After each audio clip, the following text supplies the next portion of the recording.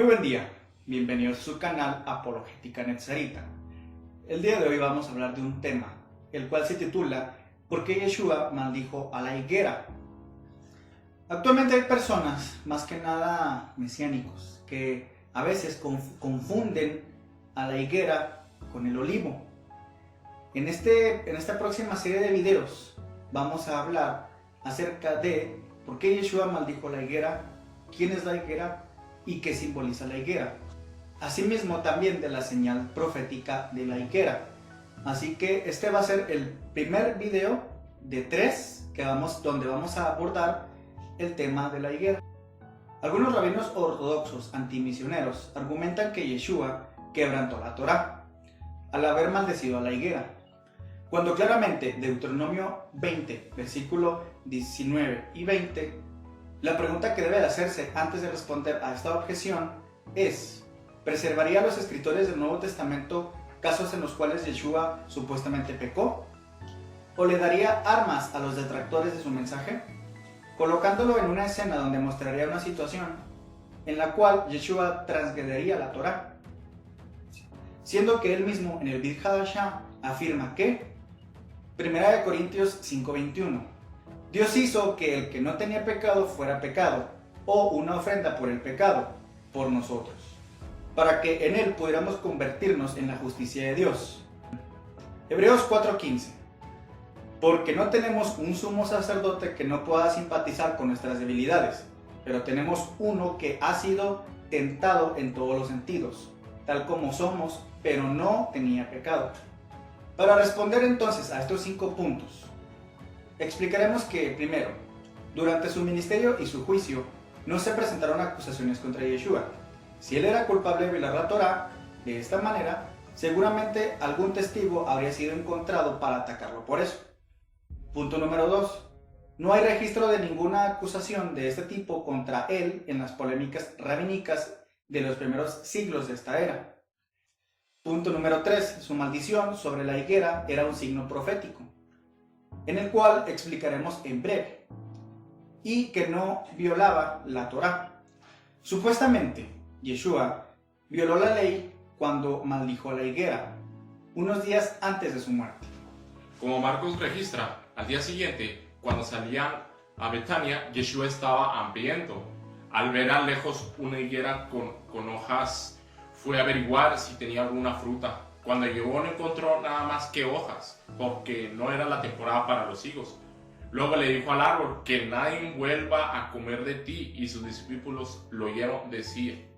Por la mañana, a medida que avanzaban, vieron que la higuera se marchitaba desde las raíces. Kefas se acordó y le dijo a Yeshua: Rabí, mira la higuera que maldijiste, se ha marchitado.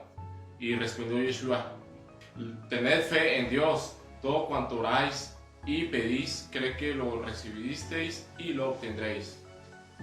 Con base en un principio extraído en Deuteronomio 20, versículos 19 y 20, es decir que es incorrecto destruir innecesariamente un árbol frutal perfectamente. Bueno, ni siquiera en tiempos de guerra, asedio, se alega en Yeshua no tenía absolutamente ningún derecho a destruir esta higuera. De hecho, de acuerdo a esta lógica, lo que hizo fue frecuentemente cruel, ya que maldijo a la higuera no por llevar higos cuando ni siquiera era la temporada de los higos. Entonces, ¿fue culpa de Yeshua? Antes de responder esta pregunta, veamos en 2 de Reyes 3:19, que describe la palabra de Eliseo a Israel en medio de una batalla con Moab por él.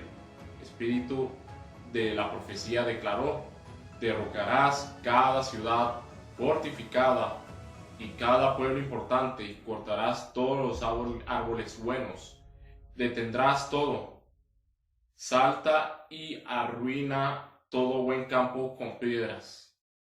Seguramente esto parece estar en violación de la ley de la Torá. En respuesta a esto, el rabino Rashi comenta sobre este verso: a pesar de que se afirma en Deuteronomio 20:19, no debes destruir sus árboles, aquí lo permitió para ti, porque esta es una nación despreciable e insignificante delante de él. Y así la escritura declara, Deuteronomio 23:7, no buscarás bienestar y su bien, estos son los árboles que están entre ellos. Entonces, basado en la insignificancia de Moab, con el presunto apoyo bíblico de Deuteronomio 23:7, Rashi declara que era permisible destruir todos buenos árboles a pesar de la prohibición de Deuteronomio 20:19. Qué interesante si Eliseo pudiera ser justificado en sus acciones al pedir la destrucción de cada árbol bueno en Moab, sin mencionar detener todas las fuentes y arruinar todos los buenos campos sin piedras. ¿Es justo culpar a Yeshua por maldecir un solo árbol? De todas formas, aparecen por ahí objeciones que dicen: los israelitas estaban en guerra con Moab, mientras que Yeshua simplemente hizo alarde de sus poderes al destruir un buen árbol sin justificación.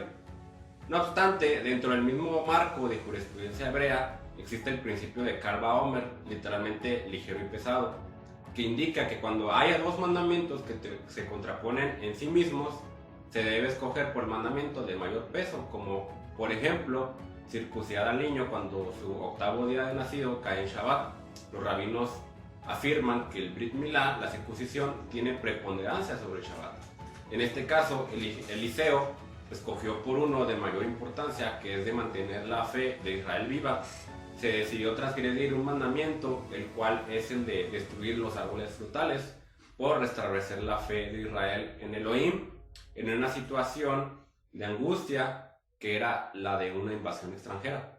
De la misma forma, Yeshua tuvo un propósito aún mayor al maldecir una higuera, y era la de restablecer la fe de sus discípulos, puesto que los versos 22 en adelante de Marcos 11 nos dice: tened fe en Elohim, todo cuanto oráis y pedís, creed que lo recibisteis y lo obtendréis. Sería hipócrita entonces reconocer que Eliseo como profeta tuvo el derecho de hacer uso de este principio de interpretación y que Yeshua, siendo también un profeta, no lo tenía.